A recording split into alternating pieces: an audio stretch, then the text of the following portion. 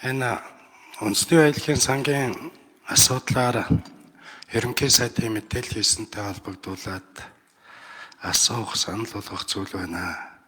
Тэрнээс өмнө бас үндэсний баялагын сан биш энэ ерөнхий сайдын мэдээллийн цагийн тухайд бас хэлмээр байна.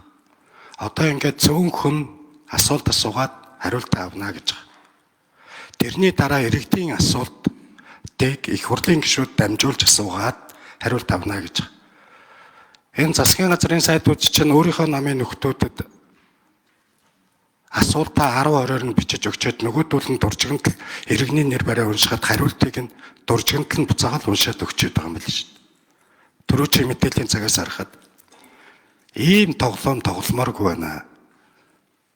118 гишүүн нэг дор цуглаж засгийн газар байгуулчихад цөөнх гэж юугаа ярьдаг юм бэ? Нөгөө засгийн газрын кабинетийн зарчим марчим нь хаанаа явж байгаа. Одоо асуулт асууж байгаа үг хэлж байгаа гишүүд бол цөөнх биш, засагт бодлогоо хэрэгжүүлж байгаа улс төрийн намын гишүүд шүү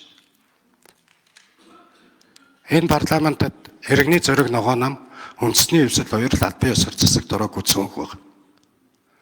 Энэ нь өөрөө юу хэлж байгаа вэ гэхээр энэ асуулга энэ мэдээллийн цагаар дамжуулж өөрсдийнхөө сонирхлоо улсын хурлын танхим дотор илэрхийлж төрийн бодлого, засгийн бодлогод шургуулдаг ийм л ажил хийж байгаа шүү дээ. 118 гишүүн эндээ бол гарч чинь гэж үзэж байна. Үүнийгээ бас өөрчлөлмөр байна. Их хурлын даргад байнга хэлж байгаа энэ тал дээр анхаараасаа гэж хүсэж байна. За үндэсний баялагын сангийн тухай мэдээлэлээс энэ хүрээнд аваад үзэхэд бол бид нар үндэсний баялагын сангаа яаж өргөжүүлэх вэ? Орлогыг нь яаж нэмэгдүүлэх вэ?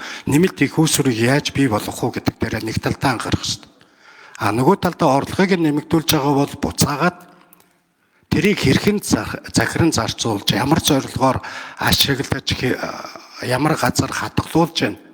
Юунд ямар зорилгоор байлгаж, байршуулж байна уу гэдэг дээр концепц дээр үзэл баримтлалыг бий болгох хэрэгтэй.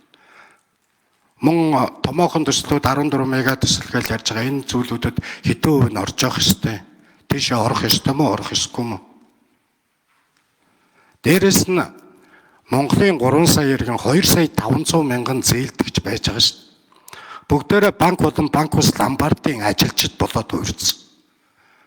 Бүтээгээд тэдний хүүг төлөөд өөртөө үлдэх юмгүй үлдчихэж байгаа.